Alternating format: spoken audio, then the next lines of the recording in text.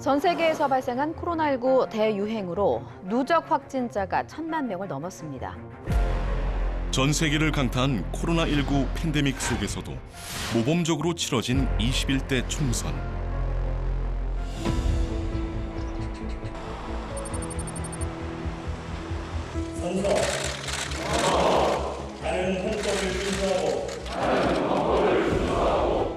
코로나19 방역과 경제 난국을 해결하기 위해 21대 국회의 역할은 어느 때보다 중요했습니다. 저는 국회의장으로서 이 자리에 계신 300명 국회의원 한 분 한 분과 함께 나라다운 나라, 국회다운 국회를 만들기 위하여 헌신할 것이라는 것을 다시 한번 다짐합니다. 21대 국회는 엄중한 국민의 명령에 응답할 책임이 있습니다. 역사를 도래하면서 오직 국민을 생각하는 국회가 되어야 합니다. 내일을 여는 국민의 국회, 21대 국회의 나침판으로 삼겠습니다.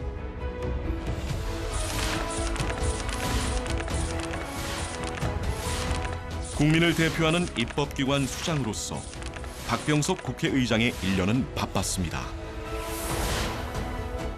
여당과 야당의 협치를 이끌며 국가 균형 발전의 큰 틀 속에서 국회 세종의사당 건립 논의를 본격화했습니다. 지역의 목소리에 귀 기울이며 국회 외교통의 연륜을 살려 코로나19로 어려운 상황에서도 활발한 의회 외교를 펼쳤습니다. 국가적 위기 앞에 여야가 따로 있을 수 없습니다. 국민에게 힘이 되는 국회를 위해 300명 국회의원이 단일팀이 됩시다. 변화의 종착역은 내일을 여는 국민의 국회입니다. 국민을 지키는 국회, 국민과 함께하는 국회, 국민에게 힘이 되는 국회를 만들기 위해 더 준비하겠습니다. 코로나19 추경과 예산안 합의 처리의 성과도 있었지만 여야가 첨예하게 대립하는 모습은 국민에게 실망을 안겨줬습니다. 안녕하세요. 안녕하세요. 반갑습니다. 갈등으로 낭비되는 국력을 미래 번영의 에너지로 승화시키며 국민 통합의 제도적 완성을 위해 개헌을 제안했습니다. 타협과 협치를 제도적으로 풀어내려면 개헌이 필요합니다. 격변의 세계를 헤쳐나가기 위해서는 국민 통합이 절실합니다. 국민 통합은 권력 분산으로 물꼬를 터야 합니다. 나누면 더 커지는 정치를 합시다. 국민을 하나로 모으는 정치를 합시다. 이제는 논의보다 선택과 결단을 할 시기입니다. 문제는 민생이고 해답은 정치입니다. 그 핵심은 개헌에 있습니다. 21대 국회의 시작은 국민과 국익, 국민을 지키는 국회, 국민과 함께하는 국회, 국민의 내일을 여는 국회를 위한 고민과 해법. 박병석 국회의장에게 들어봅니다. 네, 시청자 여러분 안녕하십니까? 전국 9개 민영방송과 국회방송 KTV가 함께 마련한 특별대담 진행을 맡은 이재용입니다. 대한민국 국민의 의사를 표현하면서 또 국가 의사를 결정하는 기관, 바로 국회입니다. 21대 국회가 출범한 지 1년이 넘었는데요. 지난 1년 국회의 성적표를 들여다볼까 합니다. 대한민국 입법부를 이끌고 있는 분입니다. 21대 국회 박병석 전반기 의장 모셨습니다. 어서 오십시오. 예. 함께 얘기 나눌 분입니다. TJB 김성민 서울방송센터장 함께합니다. 어서 오십시오. 네, 안녕하십니까. 지난 6월 5일에 국회의장 선출이 됐고 국회의장이 되셨습니다.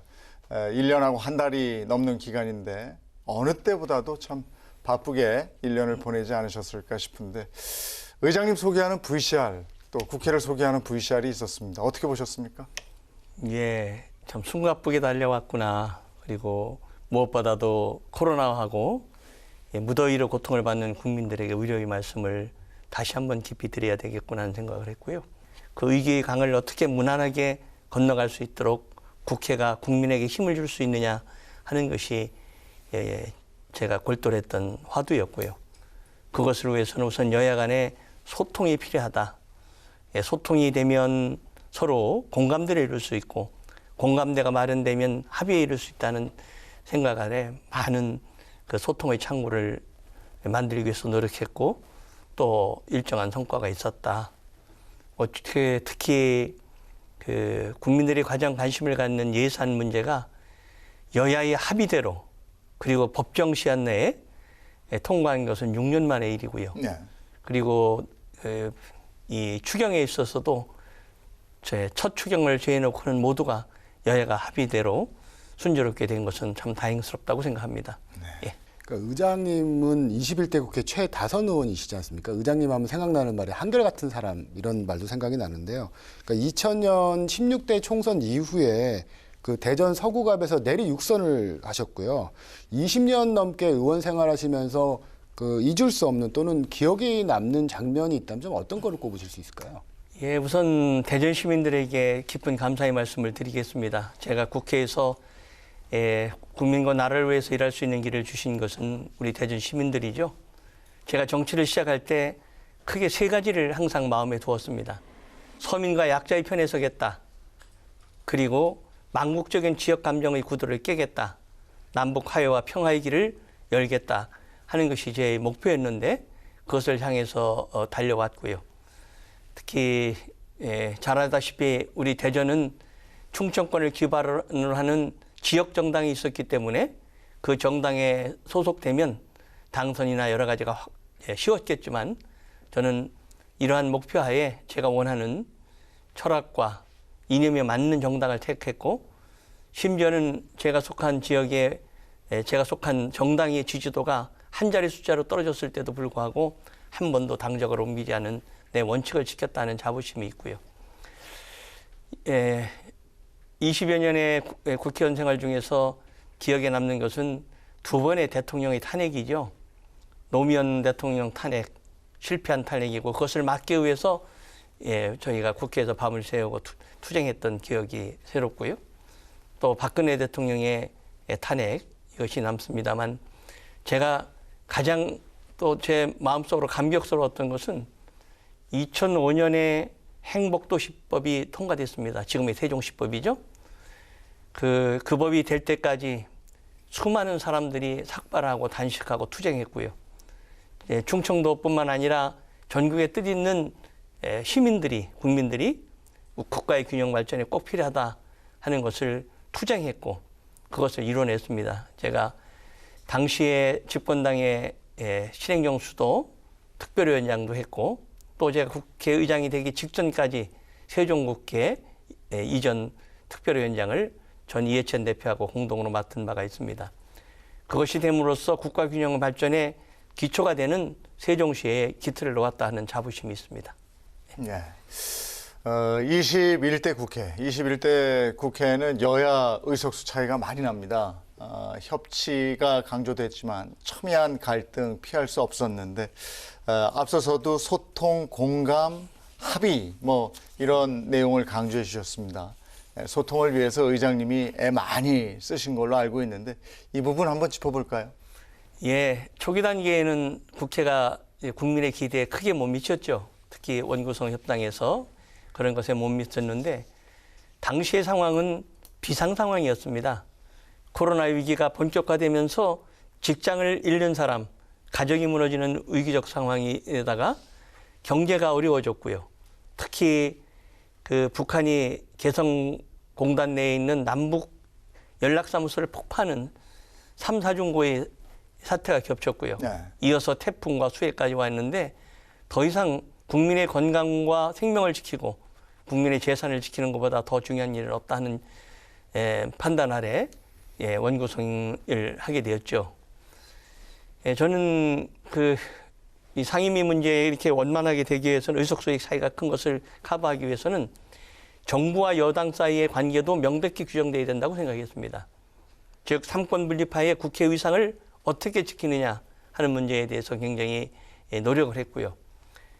전임 총리와 현 총리에게 제가 당부를 한 것이 있습니다. 중요한 사안에 관해서는 법안이 됐든 예산이 됐든 사전에 국회에 와서 협의해달라. 특히 야당에 대해서도 충분히 설명해달라. 그리고 국회가 대해서 논의할 법안에 대해서 정부가 제출하는 논란이 될 만한 법안은 미리미리 제출해서 국회에서 충분한 논의를 하게 해라. 야당의 의견이 맞으면 수정하는 것이고 설사 여당의 뜻대로 간다 하더라도 그것은 국민의 목소리에 다른 견해를 분명히 알게 해라 하는 말씀을 드렸고요. 특히 지난달에 있었던 우리 청와대에서의 그 오보윤 오찬에서도 대통령이 계신 데에서 이 점을 다시 한번 강조드렸습니다. 그리고 여야 간의 관계에 있어서는 소통이 기본이기 때문에 소통의 채널을 다양화했습니다. 여야 원내대표회담을 한 20차례 했고요. 그리고 여야 의장 주재죠. 대표회담도 했고 중진회담도 했고 그런 소통의 채널을 다양화시킴으로써 협치의 기반을 닦았다 하는 언론의 평가가 있었고요. 제가 야당 의원들의 면담은 단 한 명도 거절한 적이 없고요. 예. 요즘 저에게 전화를 제일 많이 하는 것이 초선 의원들입니다. 예. 그분들이 제가 보면 의장하고 상의 안 해도 될 만한 일들을 전화해 주시는데 한 번도 제가 사행한 적이 없어요. 제가 국회 처음 들어왔을 때 16대 국회 초선 때 당선되자마자 이제 국회에서 여당의 대변인을 했어요. 대변인은 그때는 단 한 명밖에 없었고요. 한 달에 한 두 번쯤 대통령 주재하에 청와대에서 장정회의를 하고 할 때니까 굉장히 영향력이 있는 대변인이었죠. 저는 그때 4년 동안에 국회의장실을 한 번도 못 가봤습니다.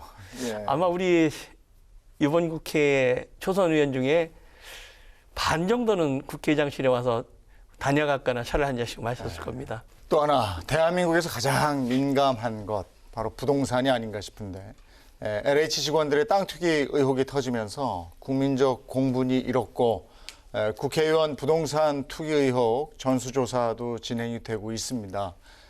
국회의원 이해 충돌 방지를 위한 국회법 개정안 의장님이 직접 운영위원회에 제출하셨고 본회의를 통과했습니다. 개혁안의 핵심이 뭔지 한번 말씀을 해주실 필요가 있을 것 같습니다. 예, 이제 국회 법을 통과시키는데 의원들이 10명이 합의해서 제출하는 의원 제출 법안이 있고 정부가 제출한 법안이 있죠. 국회의장은 의견 제시 형태로 단독으로 법률안과 비슷한 효력을 발행하는 의견 제시를 할 수 있습니다. 그래서 국회의장 의견 제시를 통해서 두 가지를 제시했습니다. 대전제는 국회의는 나라 전반의 국정을 다루는 사람이기 때문에 많은 정보를 가질 수 있습니다. 네. 국회의원이라는 분들이 내부 정보를 이용해서 개인의 이득을 취하거나 특히 부동산 문제에 접근하는 것은 이건 있을 수 없는 일이라는 것이 대전제고요. 네. 그것을 하기 위해서 두 가지 조치를 취했습니다. 우선 당선되면 자기 본인과 직계 존비속에 관한 재산 상황, 부동산 상황을 포함해서 모두 신고를 해라.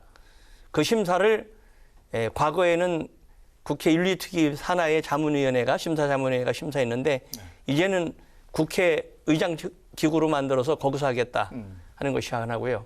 우선 상임위 선정할 때 해당 상임위에는 못 들어가게 하는 겁니다. 예를 들어서 건설업 하는 분들이 건설교통위원회는 못 가게 하는 것이죠. 그래서 그런 것을 피했는데 이 사안은 복잡하기 때문에 어떤 경우는 내가 피해서 다른 상임위에 왔지만 또 내 이해관계가 겹치는 분야가 있을 경우는 자진 신고해서 회피해라. 그 사안에 관해서는 내가 이런 이해관계가 충돌되기 때문에 내가 이 사안에 대해서는 논의하지 않겠습니다. 네. 하는 자진 회피를 해라. 그것을 우리 심사위원회가 심사하고 그 결과를 교섭단체의 대표과 의장한테 보내겠다는 것이죠. 앞으로 보완될 사항이 있다면은 친구한 사항에 대해서 지금은 국민권익위원회에서 조사를 의뢰했는데 국회 자체가 조사할 수 있는 조사권을 주는 문제를 더 논의해야 될 필요가 있습니다. 네. 영국에 예. 이제 그런 감찰관 제도가 있습니다. 예. 취임사에서부터 개헌 얘기하셨고요. 또 개헌을 강조하고 계십니다. 먼저 왜 개헌이 필요하다고 보시는 건지, 현재 헌정 제도에 대해서 어느 부분이 문제라고 생각하시는 건지 그 얘기도 좀 듣고 싶습니다. 개헌은 참 답답한 일인데요. 제가 이번 21대 국회에 300명 국회의원 중에서 이제 육선 하나밖에 없으니까 네. 가장 국회 경험을 오래 한 사람이죠. 이 제도 가지고는 안 되겠다. 왜 모든 대통령이 불행해졌는가? 왜 국민의 따가운 비판을 받으면서도 여야는 합의하거나 협치의 정신을 발휘하지 못하는가 하는 것에 대해서 깊은 고민을 늘 했었습니다. 이것은 정치 문화가 바뀌어야 되는데 문화가 바뀌기 전에 선행돼야 되는 것은 제도가 바뀌어야 된다는 생각입니다. 특히 대통령에게 너무 많은 권력이 집중돼 있고 그 집중력에 따른 과도한 책임을 또 져야 되는 문제가 생기는 것이죠. 그리고 이 국정 운영의 현실을 보면 장관보다는 수석의 영향이 더 크다고 생각하는 것이 현실 아닙니까? 따라서 몇 명의 차관급의 수석들이 운영하는 대통령 중심의 권력 집중을 좀 권한을 나누자. 그래서 국민의 대표기관인 국회하고도 좀 권력을 나눠서 상호 견제와 균형이 가능하게 해야 되겠다 하는 것이고요. 또 하나는 이 현행헌법이 너무 낡았습니다. 지금 현행헌법은 87년에 개정된 헌법이니까 횟수는 34년이 됐어요. 근데 대한민국이 첫 헌법을 제정한 게 48년인데 87년까지 9번의 개헌을 했습니다. 그러니까 40년 동안 9번 개헌을 했으니까 4년 남짓마다 한 번씩 개헌한 거죠. 근데 무려 34년이 지난 지금까지 한 번도 고치지를 않았습니다. 그 사이에 우리 전 세계나 국가는 사회는 엄청난 변화를 가져왔습니다. 예를 들면 87년 헌법 제정 때 국민소득이 3,000불 남짓이었습니다. 지금 3만 불이 넘었습니다. 그 당시는 초기 산업화 단계였는데 이미 산업화 단계를 넘어서 정보화 단계를 거쳐서 제4차 산업혁명 시대에 가지 않겠습니까? 모든 것이 이 국가와 국민의 큰 틀을 다루는 헌법이 이것을 담아낼 수가 없는 겁니다.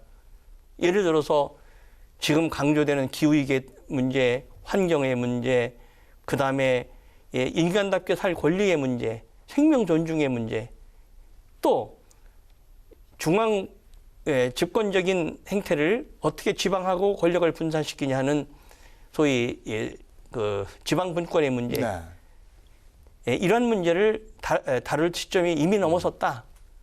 이것을 고치지 않고서는 또 다시 협치의 문제가 나오고 승자 독식의 문제가 나오기 때문에 반드시 헌법을 고치는 것만이 앞으로 국민에게 신뢰받는 국회 정치 제도를 마련할 수 있다는 게 제 신념입니다. 그러니까 의장님께서 생각하시는 개헌 방향도 굉장히 중요할 것 같은데요. 얼마 전에 그 재헌절 경축사에서 승자 독식의 정치 구조하고 선거 제도가 갈등의 뿌리라고 언급을 하셨지 않습니까? 개정되는 헌법에는 좀 어떤 내용을 담아야 할까요? 굉장히 민감한 문제인데요. 이 문제는 기고가 생기면 거기서 구체적으로 논의할 생각입니다만은 무엇보다도 대통령의 권한을 집중된 권한, 소위 제왕적 대통령제라고 하는 권한을 분산시켜서 상호 견제와 균형이 가능해야 되겠다 하는 문제. 그 다음에 국무회의가 심의기구가 아니라 의결기구가 되는 문제. 또 궁극적으로는 총리의 선출 문제가 있을 겁니다.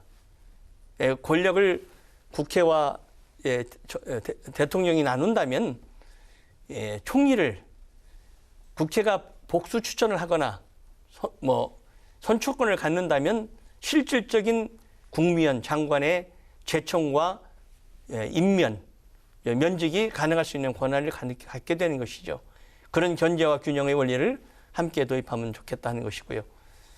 그리고 이 87년 체제가 주로 자유권적 기본권, 소위 개인의 자유, 그 다음에 권력으로부터의 자유, 이게 집중했다면 이제는 생명이 존중되고 지속 가능한 지구를 위해서 환경이 존중되고 하는 이러한 생명권, 안전권, 환경권들을 명실공히 보장해야 되겠다 하는 문제가 있고요.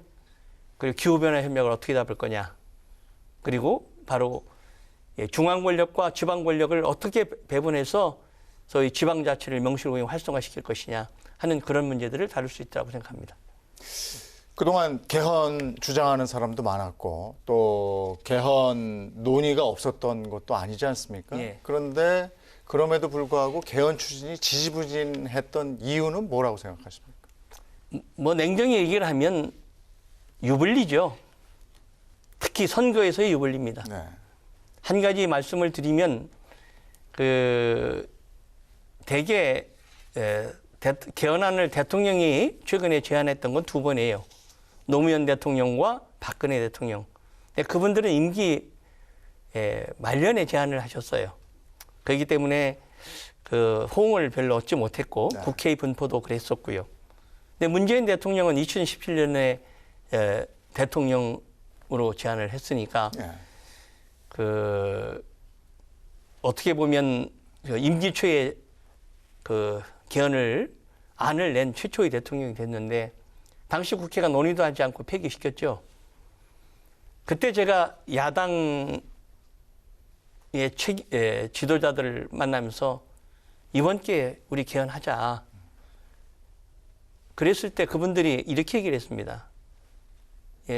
그게 3월 대통령이 제출한 게 3월이고 지방선거가 6월에 있었는데 지금 개헌 문제를 논의하면 우리 이정부 심판론 가지고 선거 치러야 되는데 다 묻혀가지고 지방선거가 여당이 유리하게 되는 거 아니냐.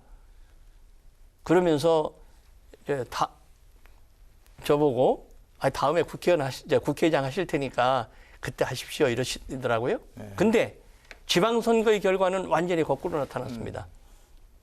그렇게 주장했던 야당이 참패하고 여당이 압승을 했습니다. 정치라는 게 항상 제가 얻은 결론은 단기적인 유불리에 집착하지 말고 무엇이 국가와 국민을 위해서 옳은 것인가 하는 입장을 분명히 할 때 후회하지 않는다. 그런 말씀 드리겠고요. 특히 여기서 개헌과 맞물려서 중요한 것 중에 하나는 선거법 제도입니다. 지난번 연동형 비례대표제, 위성정당 다 실패하지 않았습니까? 이제 명실공히 국민의 뜻을 그대로 반영할 수 있는, 좀 더 직접적으로 얘기를 하면 표 받은 만큼 의석수를 가질 수 있는 비례성이 보장되고 다양성이 반영될 수 있는 선거제도로 고쳐야 된다. 근데 그 선거제도를 고칠 때 선거가 임박할수록 고칠 수 없습니다. 왜? 이해관계 때문에. 임박하지 않았을 때 이번에 함께 논의해야 되겠다 하는 게 제 생각입니다. 근데 이제 권력을 나누자는 말씀 아까 이제 말씀하셨는데 개헌의 핵심이 권력 제도를 개편하는 것이지 않습니까? 그러니까 그러다 보니까 개헌 추진이 좀 쉽지 않은 상황인 것 같고요. 그래서 이제 공감대가 형성된 부분, 그러니까 지방분권이나 자치분권이라도 먼저 개헌을 추진하는 게 어떠냐 이런 얘기도 있는데 현실적으로 좀 이런 게 좀 어떤가요? 어려운 부분인가요? 국가균형 발전은 제가 정치를 하는 앞으로도 이제 제가 남은 정치 인생 중에서 남북 화해와 평화, 그다음에 국가균형 발전은 제가 마지막까지 추구해야 될 저의 정치적 목표 중에 하나인데요. 지방 지금 소멸시대 아닙니까? 전국토의 11.8%밖에 안 되는 수도권에 인구의 50%가 넘은 지가 벌써 작년, 재작년 말이죠. 그리고 모든 것이 수도권에 집중되어 있음으로써 주택, 교통, 교육의 문제가 복합적으로 나타내고 있기 때문에 넘치는 지방을 좀 덜어서 부족한 지방으로 가야 된다 하는 것이 저의 주장인데요. 그러기 위해서는 지방분권이 꼭 필요하죠. 분권, 분산, 분업, 소위 3분이 필요한데 우선 중앙 권력을 대통령과 국회가 어떻게 나눌 것이냐는 큰 테두리가 먼저 결정된 뒤에 중앙 권력과 지방 권력을 어떻게 나눌 것이냐 하는 것이 논의되는 것이 순서지 그것만 떼어내서 하는 것은 현실적으로 쉽지 않을 것이다 하는 생각을 가지고 있습니다. 어쨌든 개헌 필요성에 대한 공감대는 높은 것으로 나타나지 않습니까? 엄청 높습니다. 예. 국회가 조사한 여론조사에 따르면 최근 조사죠. 그 일반 국민의 66%, 네. 3분의 2가 개헌이 필요하다고 동의했고요. 헌법학자의 77%가 동의했고, 특히 그 국회와 한 언론사가 공동으로 조사한 바에 따르면 현역 국회의원, 지금 국회의원의 93.5%가 네.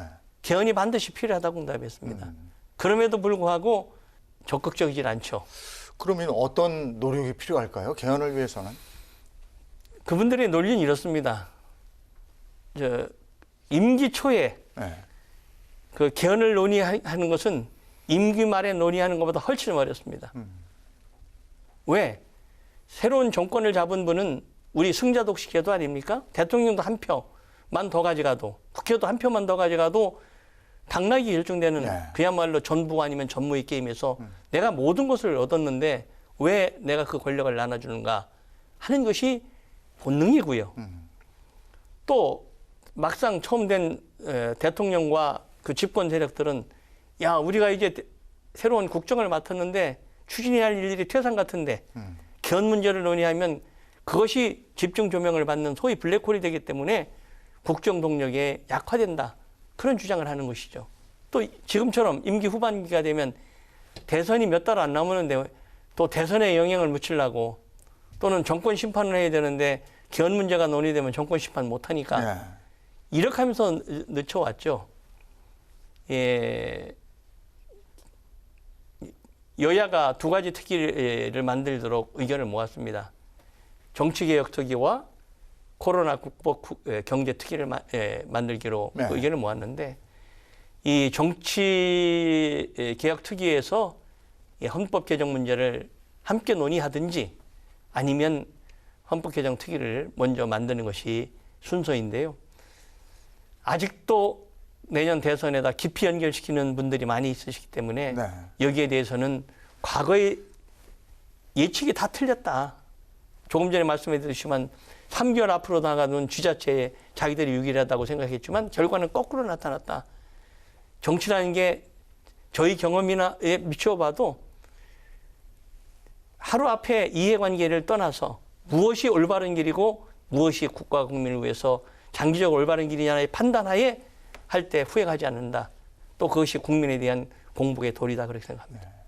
지금 특위는 만들어 놓으셨지만 그 의장님 말씀처럼 내년에 대선이 있고 또 지방선거도 있고 줄줄이 있어서 글쎄 개헌 추진 일정이 어떻게 잡힐까 이 부분이 궁금한데 어떻습니까? 정치개혁 특위를 만들고 했는데 아직 출범을 못하고 있죠. 예. 네. 그 이후에부터 그 합의한 뒤에 당내에서 여러 가지 의견이 나왔던 것 같아요. 네.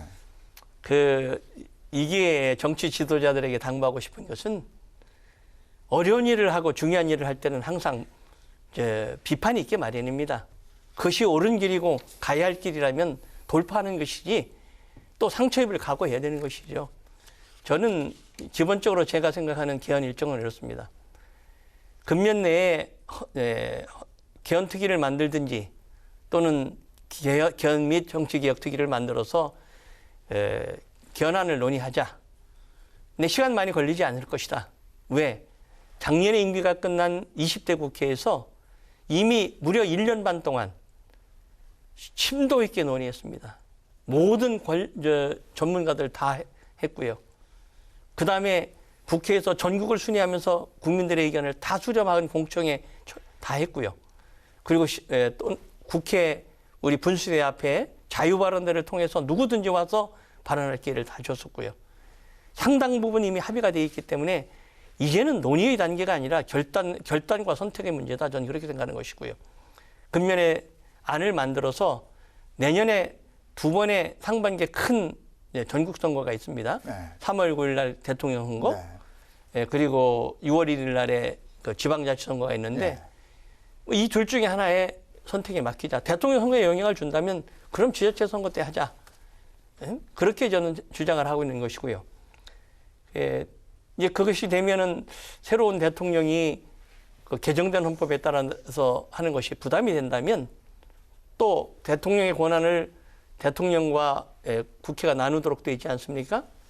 그것이 부담이 된다면 지금 현재 국회 21대 국회 임기가 2024년 5월 말에 끝나니까 새로운 국회 22대 국회가 구성되는 2024년 6월부터 실행하는 것도 방법이다. 그렇게 생각을 하고 있습니다. 그거는 다음 국회는 여야의 구성비가 어떻게 될지 모르니까요. 지금은 여야의 구성비가 차이가 많이 되기 때문에 의석수가 적은 정당에서 좀 난처를 표시할 가능성이 있기 때문에 그런 방법이 있다. 즉 다시 정리해서 말씀드리면 금년 내에 개헌안을 마련해서 내년 상반기에 대통령 선거나 지방선거에 국민투표에 붙이자. 그리고 그 개정된 헌법에 적용시키는 다음 국회 22대 국회가 임기 개시일인 2024년 6월부터 시행할 수 있을 것이다 하는 게 제 기본 생각인데요. 구체적인 것은 특위에서 논의되는 것에 따르는 것이 옳다고 생각합니다. 네. 9개 지역 민방과 국회방송 KTV가 공동으로 마련한 특별 대담 박병석 국회의장과 함께하고 있습니다. 대한민국의 질적인 발전을 가로막는 장애물, 뭐 이런 바로 수도권 과밀 아니겠습니까? 의장님께서도 아까 지적을 해주셨습니다만 역대 모든 정권이 지역 균형 발전을 위한 청사진을 제시하고 했습니다마는 만족할 만한 성과 내지 못했습니다. 특히 국회 안에서도 수도권 의원 비율이 절반 가까이 되다 보니까 지역의 목소리가 잘 전달되는 것인가 이런 우려하는 목소리도 들립니다. 지역 균형 발전을 위해서 어떤 대안을 생각할 수 있을까 이 부분도 의장님께 여쭙고 싶네요. 현실적인 대안으로는 세종국회의 완성입니다. 제가 저희 정치 인생 중에서 그 상당 부분을 국가균형 발전에 열중했고요. 말씀드렸듯이 집권당의 시절부터 그 신행정수도 추진 특별위원장 그리고 국회의장이 되기 직전까지 세종국회 이전 추진 위원장을 전 이해찬 대표가 공동으로 맡았었는데요. 당시에 우리가 이렇게 개념을 설정한 겁니다. 우리 대한민국의 중심이 되는 세종시의 수도이제 행정중심 복합도시가 됐습니다만 세종시를 제대로 만들자. 그 다음에 157개의 공공기관을 세종시에서 2시간 거리에 있는 곳에 전국에 분산시키자. 즉 자동차의 바퀴 휠이라고 생각하면 됩니다. 그 동그란 부분이 세종시고요. 이 부채살과 같은 것이 바로 공공기관이죠. 따라서 세종국회를 제대로 만들고 그 2차 공공기관을 이전하자 하는 것이고요. 또 하나는 그전에도 해야 되는 것은 그 재정분권입니다. 지금 국비와 지방비가 이제 8대2에서 이 정부 들어서 7.5대 2.5 정도로 옮겼는데 7대3 정도로 빨리 가는 게 좋겠다 하는 것이고요. 또 하나는 그 과정에서 또 우리가 정부와 국회가 마음만 먹으면 바꿀 수 있는 것이 대부분의 국가의 어떤 중요한 사업을 요새 공모사업으로 진행하고 있어요. 근데 공모사업을 하게 되면 지방이 수도권에 분리할 수밖에 없습니다. 왜? 모든 인프라, 인재, 재력 모든 것이 수도권에 집중되어 있는데 그것을 동일한 기준에 놓고 보면 지방은 탈락할 수밖에 없습니다. 따라서 공모사업을 할 때 지역 안배를 하든지 아니면 지방에 가점을 줘서 동등한 기울어지지 않은 운동장에서 경쟁할 수 있도록 하라 하는 것이 제 주장입니다. 그러니까 좀 전에 이제 그 국회 세종의사당 완성을 언급을 하셨지만, 그러니까 말씀하신 것처럼 국가균형 발전의 큰 축은 맞습니다. 근데 그 해법 마련은 좀 쉽지 않은 상황인 것 같거든요. 그러니까 지난해 여야 합의로 그 설계비 147억 원을 마련을 했지만은 근거법인 국회법 개정안 여전히 공전 거듭하고 있고요. 그 6월 국회 처리 시한도 넘겼고 7월도 사실상 뭐 어렵다 이렇게 보는데 이걸 좀 분명히 좀 추진해야 할 부분인데 쉽지 않은 상황은 맞지 않습니까? 어떻게 추진하실 계획이신가요? 제가 많은 의원님들을 만납니다.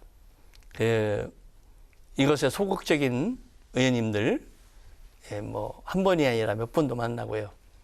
또 여당, 야당 지도부를 따로 만나서 필요성을 강조를 하고 있는데 말씀하다시피 작년에 147억의 설계비를 여야 합의로 통과시켰어요.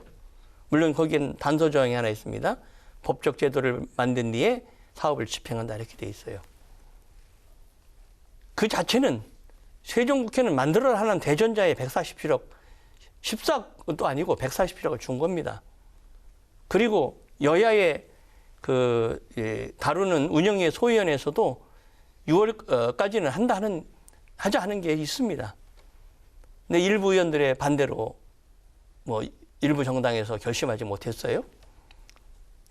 이 문제는 더 이상 늦출 수 없고 저희의 의지도 확고합니다. 9월이 되면은 우리 정기국회에 무슨 국정감사도 해야지, 예산도 다뤄야지, 특히 대선 예비영선도 하면서 이게 묻힐 가능성이 있기 때문에 그러기 전에 통과시켜야 된다는 의지를 분명히 가지고 있다는 말씀을 드리고요. 이 문제에 관한 것은 국가균형 발전이라는 대의에 따라야지 여야의 문제는 아니라고 봅니다. 혹시 뭐 그럼 직권상정 얘기도 있던데 그런 가능성은 없으신 거죠? 의장이 여야의 협상, 협치를 더 촉진하고 하는 것이 우선이지 그것을 의장이 직권상정을 미리 얘기할 때는 아니라는 말씀드리고요. 세종국회의사당은 국가균형 발전을 위해서도 여야의 문제도 아니고 저도 확고한 의지를 가지고 있다. 정기국회가 본격화되기 전에 이 문제를 매듭짓자 하는 의지를 확고히 가지고 있다는 말씀드리겠습니다. 얼마 전에 취임 1주년 인터뷰를 하셨는데 갈등에 대한 얘기를 하셨어요. 이전에는 지역 중심 갈등이었다면 지금은 이제 세대 갈등, 또 젠더 갈등, 이렇게 갈등의 양상이 달라진 것 같습니다. 왜 이런 갈등이 부각된다고 보십니까? 갈등공화국이죠. OECD를 비롯한 각종 지표를 보면 대한민국은 OECD 국가 중에서 갈등의 지수가 최악인 나라 중에 하나입니다. 왜 이런 사태가 벌어지는가? 그것은 사회와 인구, 문화, 의식이 급격히 변화함에 따랐는데 우리 제도나 의식이 거기에 따라가지 못하기 때문이다 그런 것이고요. 그거는 바로 이 정의, 공평, 공정한 분배 이런 거와 함께 연결될 것이라고 생각합니다. 예를 들어서 세대 갈등을 따지면 젊은 세대들이 볼 때는 기성세대들은 정치, 경제, 사회의 모든 기득권을 가지고 있고 또 정년이 다 보장되는데 우리 젊은 세대들은 제대로 된 직장을 가질 수 없고 또 비정규직으로 가고 이것은 공평하지 않다. 우리의 기회가 공평하게 배분되지 않았다고 보는 것이고요. 또 연금제도 같은 경우는 현 세대가 이 부담을 왜 우리한테 떠넘기느냐. 공평한 분담이 아니다 하는 것이 있기 때문에 저는 노동개혁과 연금제도의 개혁 등 공평한 분배에 가야 된다고 생각합니다.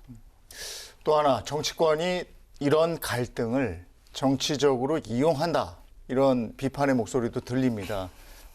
갈등을 해결하기 위해서 어떤 노력이 필요하겠습니까? 쉽지 않은 문제죠. 쉽지 않은 문제고 바로 정치가 이런 갈등을 해소하라고 생긴 게 정치입니다.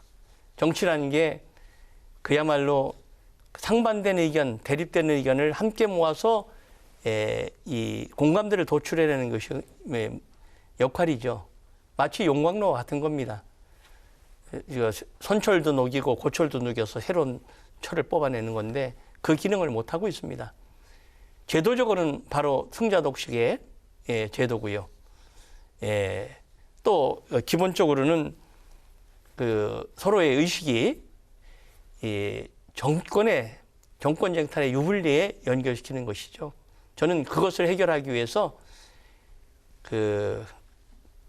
국민통합위원회라는 것을 만들었습니다.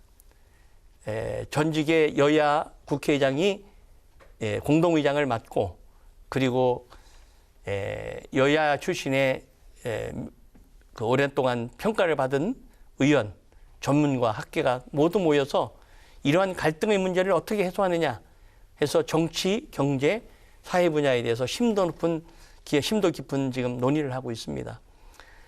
그 결과를 뭐 빠르면 가을, 늦어도 연내까지는 국민에게 소상히 보고될 것이고요. 그것을 여야 지도부와 대선 주자가 결정되면 대선 주자한테도 직접 설명을 하고 그 의견을 조율하는 기회를 가질 생각을 갖고 있습니다. 네. 의장님께서 국민의 내일을 여는 국회 이런 말씀을 강조하셨어요. 그게 어떤 의미입니까? 이게 당장 중요한 것은 코로나로부터 이 위기를 어떻게 넘느냐 하는 위기의 강을 넘는 힘이 되는 국회가 되어야 되지만 이 코로나에 현 정부는 코로나에 대응하고 당장 무너지는 경제를 되살리기 위하는데 열중할 수밖에 없는 것입니다. 그럼 이 코로나의 사태가 당초 예상보다는 달리 굉장히 오래 갈 것 같은 가능성이 있고요. 소위 코로나와 함께하는 시대, 위드 코로나 아니면 코로나가 끝났을 때 새로운 세상이 전개될 텐데 그때 우리 대한민국은 어떤 길을 가야 될 것인가 하는 미래의 먹거리, 국민의 갈 길을 정하기에는 5년 단임 대통령제 가지고는 안 되겠다. 따라서 국회가 이 5년 단임 정부가 해결하지 못하는 기후 위기의 대응 문제, 저출생 고령화의 문제, 국민 통합의 문제 이런 것을 심도 있게 다루자 해서 경제인문사회연구회 이사장과 국가과학기술연구회 이사장이 공동의장을 맡는 국가중장기 아젠다위원회를 만들었고요. 거기에 제가 빠짐없이 참여하고 있습니다. 그것도 연내에 안을 만들어서 국민에게 소상히 보고 드리고 여야 지도부 그리고 대선 주자가 결정되면 거기에도 함께 의견을 나눌 생각입니다.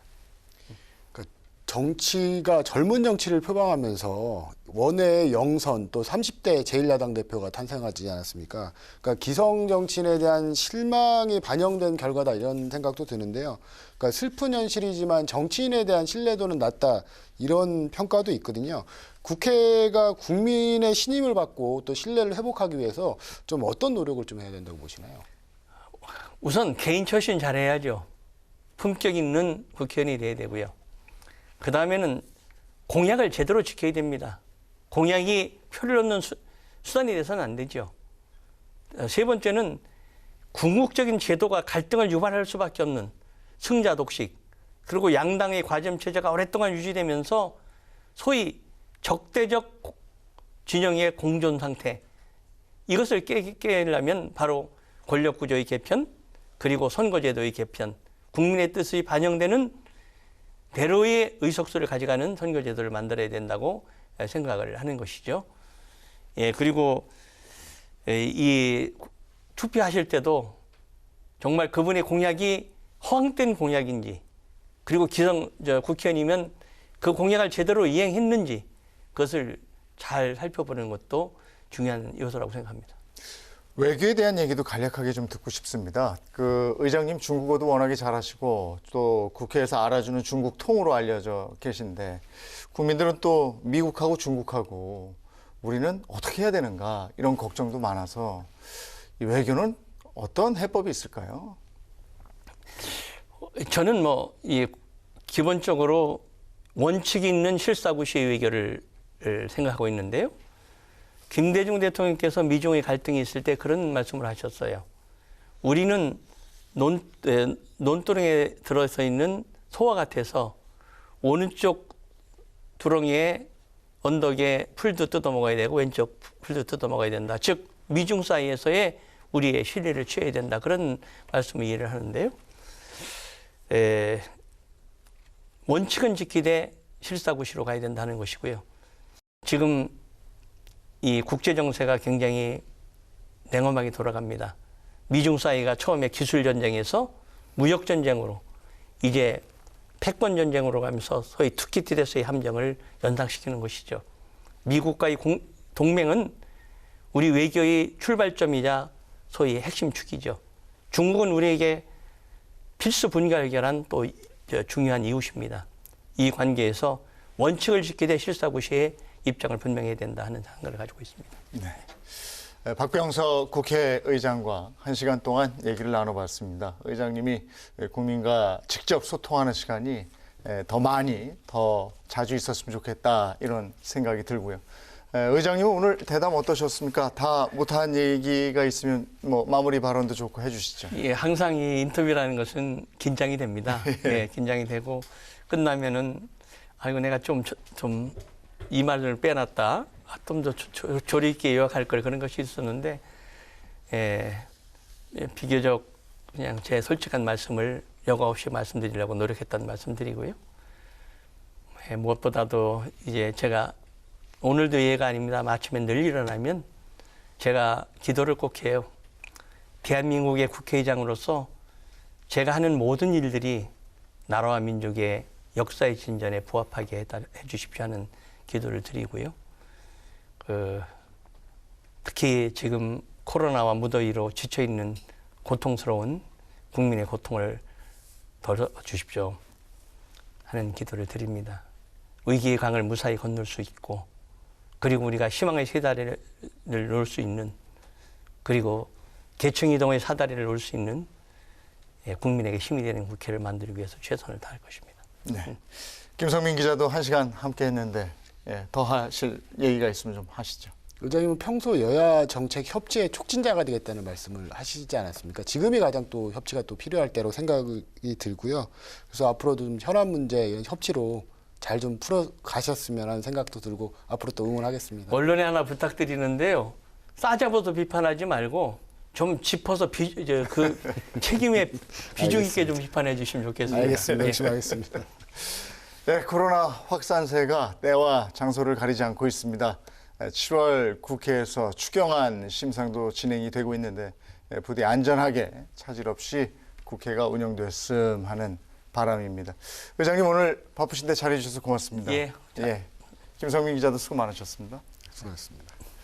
9개 지역 민방과 국회방송 KTV가 함께 마련한 특별 대담. 오늘은 박병석 국회의장과 함께했습니다. 저는 다음 시간 인사드리겠습니다. 시청자 여러분 고맙습니다.